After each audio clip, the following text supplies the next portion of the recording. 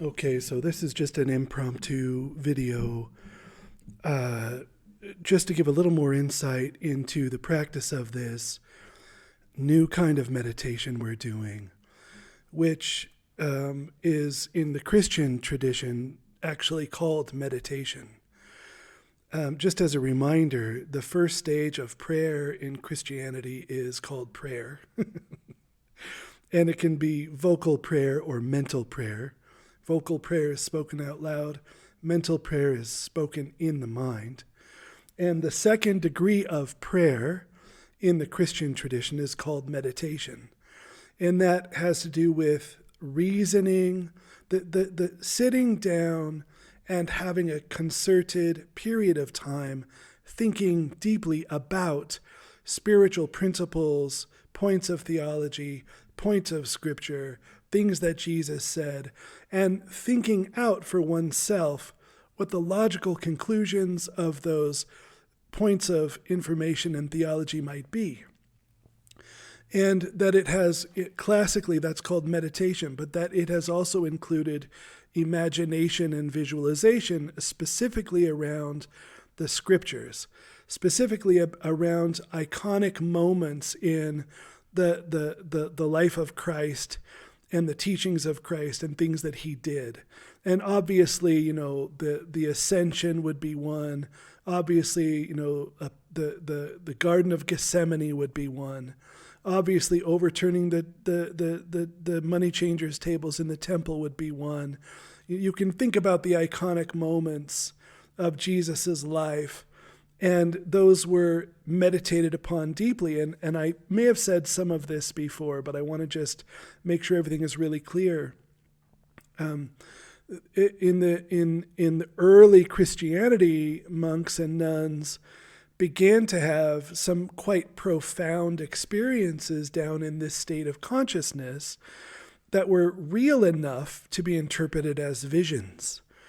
And I don't know how much of a fuss was made, when this first started happening, but a nun or a monk somewhere would see Jesus. He or she would be going into a scripture and then have quite a profound encounter down in there and be able to come out with information that was not specifically included in the scriptures. But what quickly became apparent was that people from different parts of the world or, the country were going down in there and entering that scripture and gaining specific pieces of information that were not included in the gospel accounts. And those specific pieces of information contradicted one another. And so isn't that interesting? So you're not going down in there looking for facts. You're going down in there looking for transformation. You're going down in there looking for experience and the power that you absorb from God down in that experience. That's the reason we're going down in that place. And so in the Christian tradition, so it went from prayer, the verbal prayer and mental prayer, and then it went to the prayer that is called meditation, which is thinking deeply, reasoning, and visualizing, memorizing scripture and placing oneself in the scriptures for a more immersive encounter with Christ. But you could see how why the Christian tradition leaned itself towards memorizing the scriptures as they are and going in and experiencing that, because if 10 people go in and have a very profound encounter down in there, and those 10 people receive 10 conflicting pieces of information that are not compatible, then quickly we realize the dream mind isn't where you go to find out where Jesus was on December 25th, right? It isn't where you go to find that out. The dream mind doesn't know the answer to that.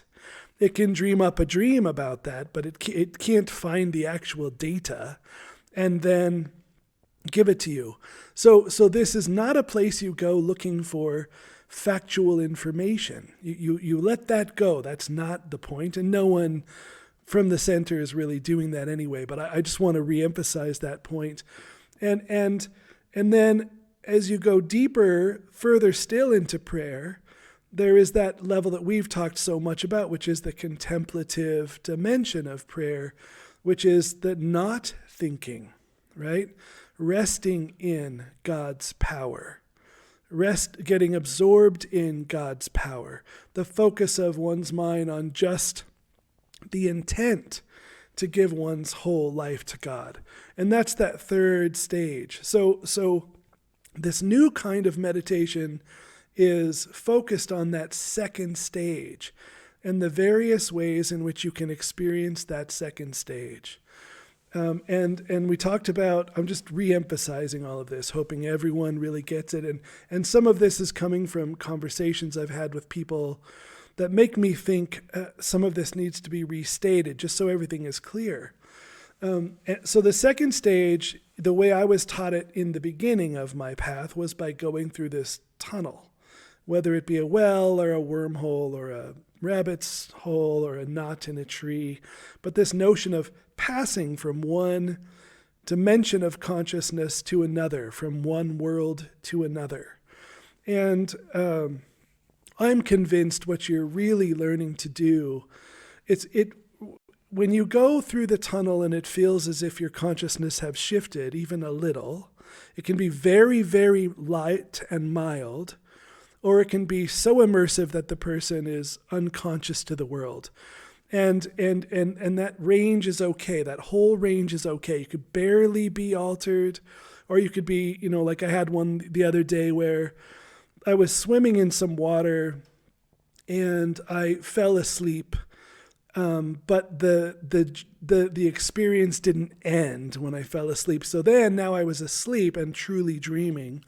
But in this dream, I just swam in this gorgeous pool of water for, it seemed like an hour. But I was asleep and dreaming. So it went from this other kind of meditation into a true dream where I was doing the same thing, which is really neat. But none of that matters. Whether it's very light or whether it's deep, you find people gaining benefit from all of that. So it's all perfect. It's kind of all just what it needs to be.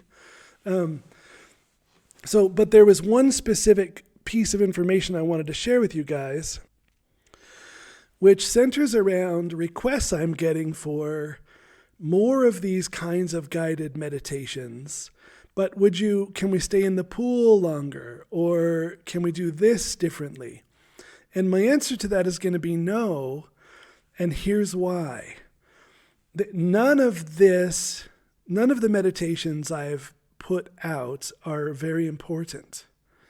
The only thing that is ultimately necessary for this kind of meditation to be successful for you, the only thing you must have is you must be able to get from one state of consciousness to another, which we call, often this other world, which I think is sort of Carl Jung's collective unconscious mind. I think you're going into the dream mind, the myth mind. And I think that is connected inherently to the collective unconscious of humanity. And I also think of animals and whatever other beings might exist in the universe. And so you're going into the realm from which our mythologies emerge, right? So if we have a mythology, let's say the Adam and Eve mythology, it's hard to read Genesis, especially that part concerning Adam and Eve. For me at least, and for many people, it is hard to read that without being aware of a profound sense of mythology. The Garden of Eden itself, to me, feels very much like this place we go when we do this meditation. And when I read those accounts, I feel myself surrounded by myth. And, the Garden of Eden story is a mythology. That's what it is. Well, where did that mythology come from? Well, it came from, like all things, it's not magic. It came from a lot. It came from interaction with other cultures who had a flood story that explained why the flood happened. And the Jewish peoples, they weren't really called Jews at the time yet, but the Jewish peoples they didn't like the explanation. And then their children were hearing it, and they said, we've got to come up with an explanation for this flood that happened. And, the whole world didn't flood, but their whole world flooded, right? There was a flood, but it didn't flood the whole planet, but they didn't know about the whole planet at that time. So their whole world flooded. And this other culture with their own religion had an explanation for that flood. And the explanation, if I remember correctly, and I never remember, it might have been the Mesopotamian people, and their narrative was that the gods were trying to sleep and the people were keeping them up because they're so loud and annoying. And so they just got upset and they flooded the world to shut people up. So the pre-Jewish peoples are trading with the Mesopotamians, if I have that right, I hope I do. Probably not. But they're trading with this other culture who has its own religion, and their stories are being exchanged. Their kids are coming home and saying, I heard this story. This is why God flooded the world. And then the Jewish peoples had to say, does that fit with our thinking about the world? Does that fit with our thinking about God? I mean, the Mesopotamian people had many gods. So they're saying the gods got angry. How do we navigate all of this? And so they sort of came up with their own narrative that did fit with their own religious sensibilities and their own interaction with God. And it took some creativity and some imagination, and that's pulling from the myth world. Creativity and imagination pull from the myth world. They pull from the right brain. They pull from the collective unconscious mind. And so what we're really learning to do is to just go down and dream spiritually. That's really what it is. I think of it very much like dreaming on purpose. And in that sense, it's not very different than a lucid dream. It's actually extremely similar to a lucid dream.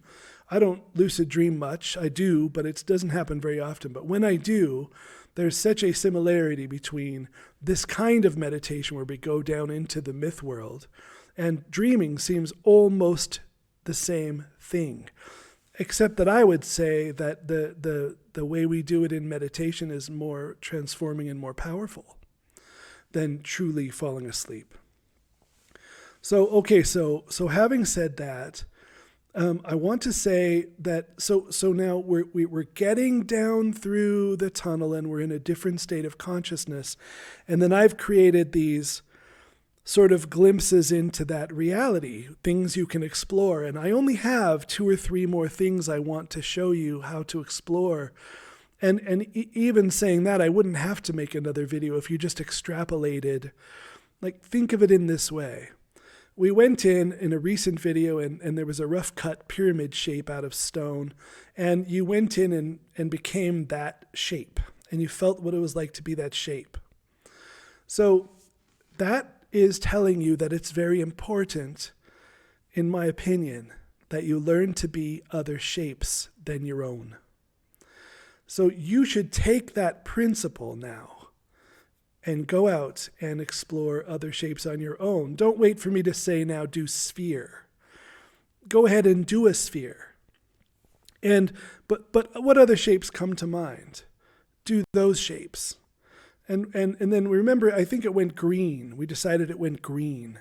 But how would it feel different if it was purple or red?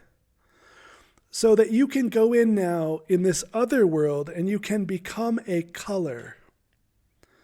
You can become a shape. You can become a certain density.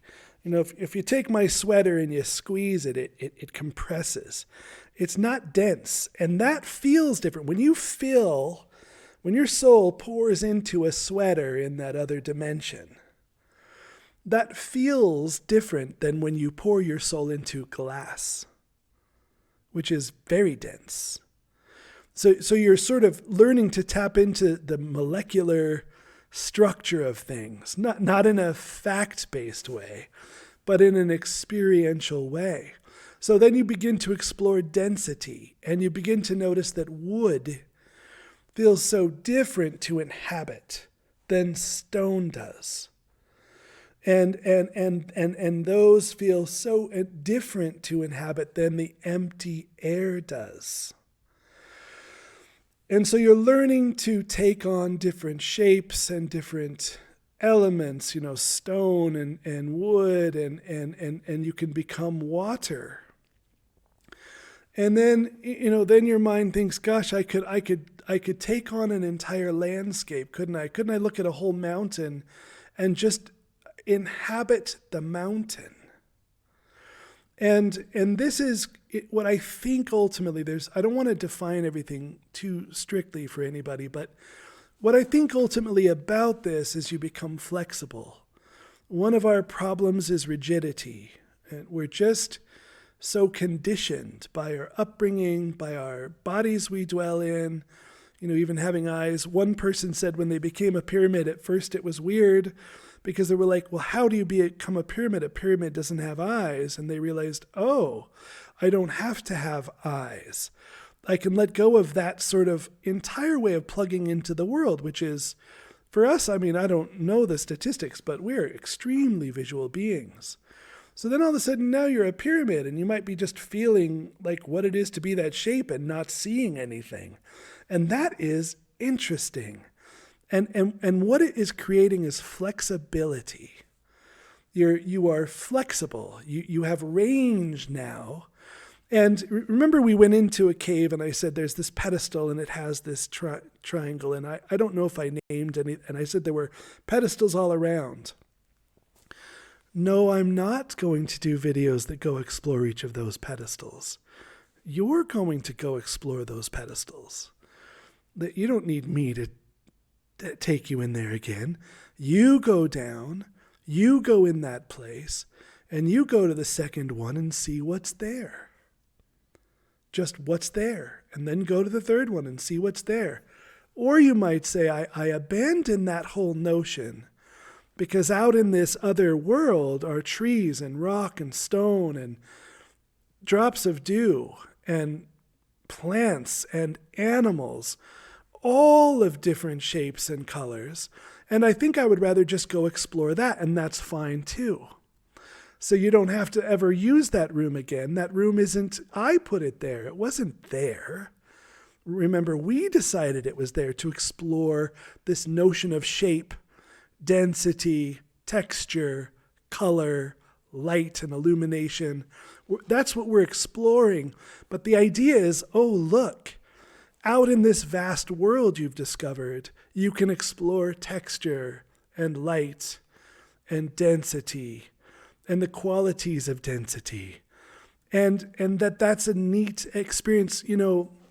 I like simple down in there is my favorite. Simple. I like simple. Very few things are more satisfying to me than just being a tree. And noticing the density of the wood, and especially roots. I really like roots. And feeling the water being drawn up through the roots into the tree. And I've studied a little bit about trees, so I know where the water really runs in trees, and it's between the bark and the tree.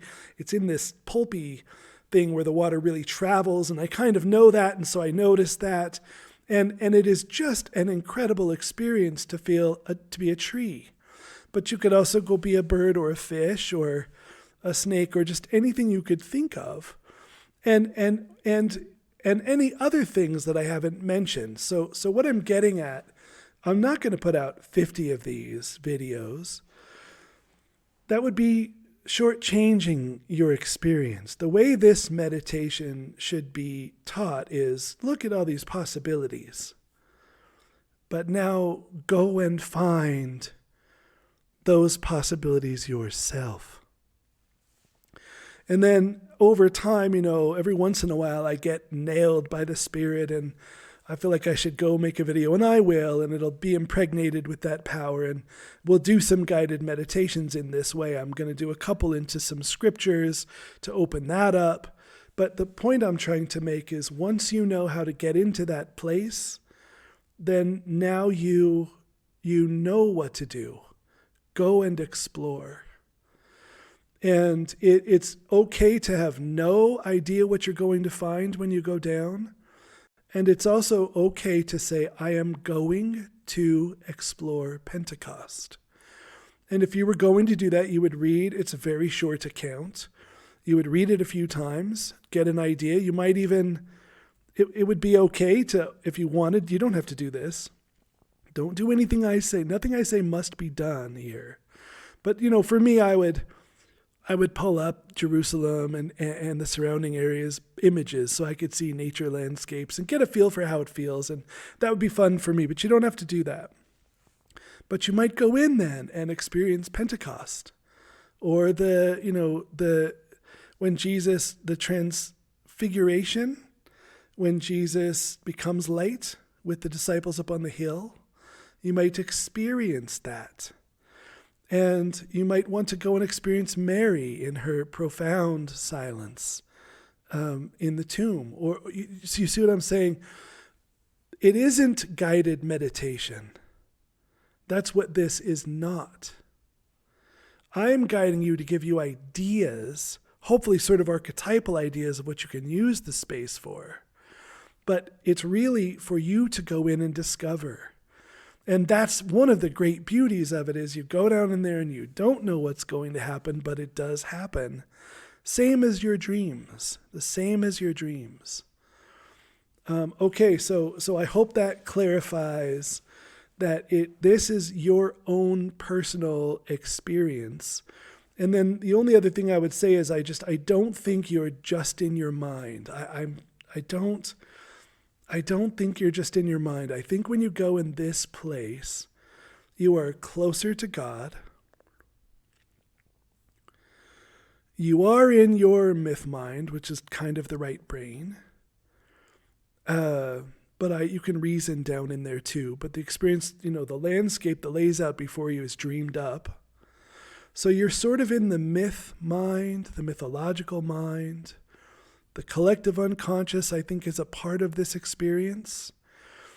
So it's not just your mind. There's more going on than just you, I think. And then there's this God energy that is interacting. And that's kind of what's going on in there. God is involved in, the making of mythologies, but the mythologies are dreamed up by humans too. As an example, Carl Jung was asked about the UFO phenomenon. This was many years ago. I'm not saying he's right or wrong. I don't endorse or oppose his position on this.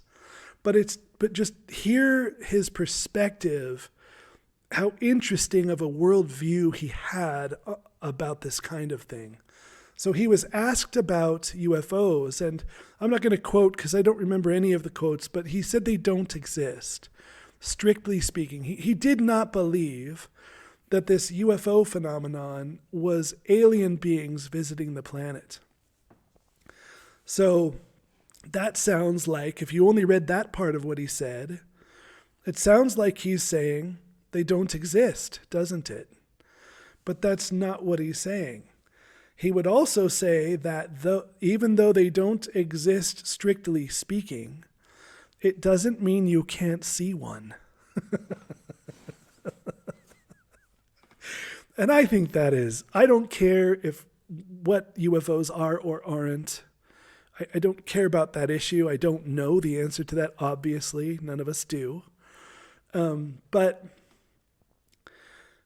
that you could say they don't exist, but that doesn't mean you can't experience them, is such a wonderful concept.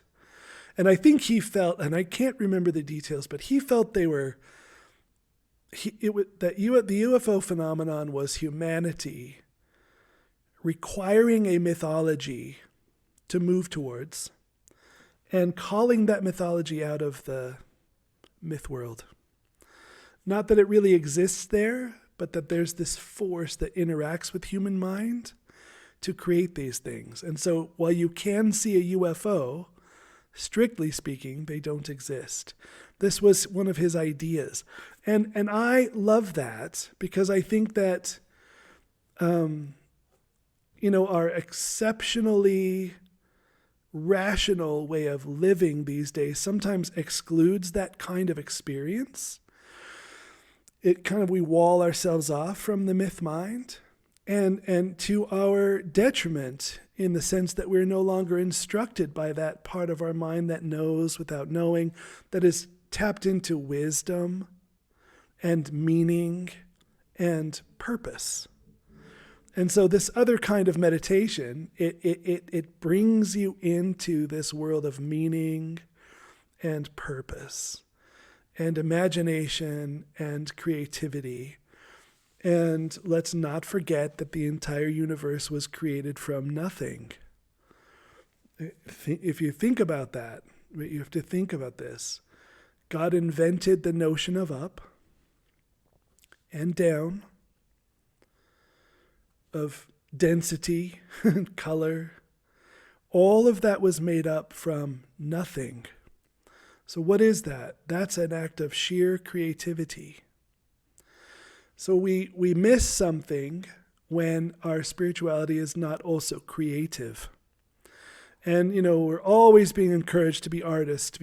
But, what I think about that is that's great if everyone should draw or paint or whatever. I mean, I'm not opposed to it, but that's really not necessary.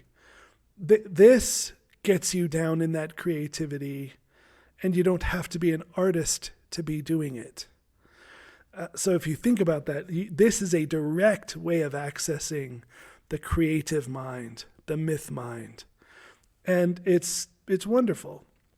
So I will continue to put out videos, but I don't have a ton more that I want to put out. I thought I was going to have a bunch, but I realized it's really not that much. And part of why is I don't want to put too much on there for you, right? I mean, it ought to be in there what it is for you. And it shouldn't be like strictly only nature. You might come upon a city. That would be okay. I've come upon cornfields all the time. So that's agriculture. That's not just strict nature, right? It ought to be down in there what it is for you, and you should just begin to explore that on your own with no judgment whatsoever. And I know people seem to think my experiences down in there are super neat. I don't think that's true. I think mine are very simple. And there's just one more element I wanted to bring out. So today, my daughter had to be at school for an hour. They don't go to school on this day, but she had a special appointment with her teacher for an hour. So I just, went and got a cup of decaf and then came up, and I still had 20 minutes or half an hour before her session was up. And I parked by the school, and there's a tree off to the right of me. And, time to kill, right? So I just didn't pick up my phone, start flipping through my phone. I just, let's don't do that. So I'm just sitting there, and I noticed this tree, and this tree has, it doesn't really matter what the tree has, but it was a neat tree. It has like a really windy branches, very windy. And there was a knot up by the trunk of the tree. This branch coming off the trunk of the tree had a knot in it. And the knot was black to my eyes. If I'd gotten closer, maybe I could have seen brown and details, right? But it looked black to me. So what does that look like? Well, that looks like a hole I can go in. So I'm just sitting there, and I think, well, let me just go in that tree, and I'll use that hole as an entrance. And the same feeling that comes from going through the tunnel came over me. And it even just came over me as we're talking about it. And then all of a sudden the tree looked a little more like they looked down in that place. Sacred, but don't use that word. Alive, more vivid. And I could feel that hole, just, sucking me in. So then I'm still looking at the tree, but I went in the tree at the same time. And I can feel the windiness of the tree. And as it branches and gets thinner and thinner until it's just at the points of the branch. But I can also feel where that branch enters the trunk and becomes the tree. And it was very, very similar to being down in that place, but I was sitting in my truck in this ordinary world. That's important to know, right? That's important to know about. That what you learn down in there comes back with you up here. And so now I'm having this really neat experience with this tree and this branch. Just, while I'm waiting for my daughter to get done with this appointment with her teacher. That's neat. That is a more full life for me than if I had been sitting in that truck, and not that I would do this every time or that, my whole day is like this. I don't mean any of that. Nothing like that. But that was a neat experience. That was much neater than just sitting in the truck feeling disconnected from nature and not having a spiritual encounter with that branch. And that's the kind of thing I do down in that place. I don't really look for much. I like to just hang out with something simple and be it and explore how it feels to be that. And also not just to be that, but what does it feel like if I apprehend that object with my spirit? It's wonderful. Okay, so, and I want to say more now. This was going to be a short video, but more stuff keeps occurring to me.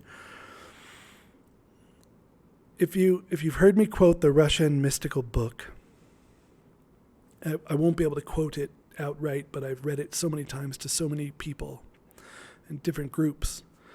It says that the Christian mystic on the journey towards their union with God finds themselves living in a world and in a universe increasingly penetrated by spiritual forces. And it goes on to say that this connection, these spiritual forces that the mystic is connected to are in everything. And so then you start to, this is my language now, but it's what the intent of this paragraph is from Christian spirituality, orthodox Christian spirituality, not fringe spirituality. That the Christian mystic begins to apprehend the planet and the trees and bugs and reptiles and animals and mammals, and this love begins to grow for all of creation, which eventually spreads out into a cosmic experience that includes stars and planets in it. So, one of your journeys might be, how about just noticing that star for a while? Right? Like, why don't you go out and notice a star? I suggest looking up images of stars from close up. We've got images of the sun close. It's intense. I mean, it is. The sun looks scary almost. It's so intense. It's amazing. And they've got these solar flares that are coming up off the sun that are hundreds of miles long. They've got pictures of them, and it's just incredible. But, you could learn a little about that stuff. I find that's more, it makes the experience more fun, but you don't have to do that at all. But, so this notion is Christian enlightenment is cosmic. Through love, ultimately, we feel connected to all things. Not just on this planet, but out in the universe too. And, well, isn't that something neat to dream on? Isn't that something neat to do this other kind of meditation on? To begin to notice some of that. You could notice that you can be in your body and notice this one star at the same time. And that it changes how it feels in your body to be aware of this one star. But then you could say, but I could hold the star and the moon and my body. And that feels different than just the star and my body. But out and out it goes until there is a certain sort of cosmic experience. You find it in Hinduism also, not just Christian spirituality, where you find yourself at one with all things. Is the person really at one with all things? We don't know or care. We just know that their experience, their subjective experience, is a profound, sacred, wonderful sense of connection and oneness with everything in the universe. That's all right. That's pretty good. And you begin that down in the other world, but it extends to this world. And that's the other level of practice that you should introduce over time into this experience, that you don't have to be in the other world to have that encounter. It comes back with you. You can drop down. In fact, when I did the tree, I just imagined going through the hole in the tree, and it was a long tunnel, and then I was in the other world, but in the tree, but then I kept my eyes open. So I kind of did a little of both. So then now I'm in the other world, but I'm in this world and I'm exploring that tree. You can do that. And you can do that with a duck. You can do it with a river. It may be sitting next to a river and focusing in on just an eddy in the river, just this little swirly eddy, and then apprehending that eddy with your soul is an incredible experience, as is, the ripples in the river. You can pick a ripple and notice how that feels, and then you can apprehend the whole river if you want, or the undercurrents.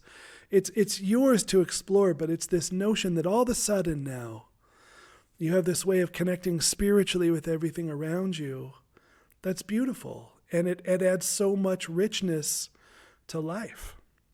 It's so much better than just seeing these things as objects and not being aware of their living being. So this is what it leads to. It leads to a wonderful experience with color and shape and texture and life through God, through this power that connects all things to all things. And just as I talk about it, the experience becomes more and more full. Just as I speak about it, I'm feeling that, and it's so wonderful. So now you have two levels of practice. Now you can close your eyes to see and go down in that place, and should. But now you can also open your eyes to see. And this maybe should be another video, but I'm going to give it now, and maybe I'll do more time on it. But another wonderful way is to take an image, let's say, of... there are many famous paintings, right, of certain scriptural passages, and some of which I love deeply. So you could find an image you like, and you can stare at that image and then close your eyes and sort of remember the details of it. And then open your eyes and stare at it and close your eyes and remember the details. So you have somewhat of an image of it in your mind, keeping in mind it can be super vague, as we've discussed. And then you could go into that image and experience it. I did that with some kids that were Catholic once. And we did it. There was some famous image. I can't remember the scripture it was about. It sort of looked like a mandala. It was a really neat painting. And I just had the kids look at it and then close their eyes, and look at it and then close their eyes. And there were angels in this image. And one of the young boys who was in the class, he said when he closed his eyes the last time, he was now altered. I helped alter them. I kind of, helped him get into that place. He closed his eyes and he felt for real. He felt an angel standing by him as he entered the image. So he felt an angel for real. Really, really impressed him. He was atheist when he entered the class, and he left believing in God because of that encounter. He had a direct experience and knew it was real. So that's one way you could use that. And you can do the same with a tree. You could look at a tree, close your eyes, look at a tree, close your eyes, and then go. And you could do it with a duck or an eddy in a river or whatever. Or just a leaf. You don't have to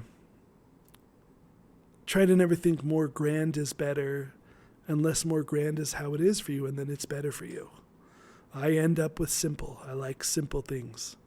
But that's not better either. It just is what it is for you. So, okay, that's it. That's 40-minute video. I was sure it'd be really short. So I hope this all really helps. The main thrust of it is you're not just making things up. It's creativity, which is more than just making things up. People say, what if I'm just making it up? I think that degrades creativity to something less than it really is. But you're also not just making things up, because you're entering, to some degree, the collective unconscious mind, the myth mind, the dream mind. And it's not just that. God is involved in that in some way. I'm not going to define how. I couldn't define it. But God is involved in that interaction. And you can take the skills you gain down there into the world, and you still have them. And that's neat. Okay, I think that covers the basic, what we went over. So thanks everyone for watching this video. I'll see you guys tomorrow for Thursday class. This won't be Thursday class's video. I'll actually do a real one this time. And thanks for all your donations. I'm very grateful for that. And, a lot of people have asked questions. Please do not feel like you can't. You can email me, text me, call me, or ask questions in the YouTube comments below. Thanks everyone so much.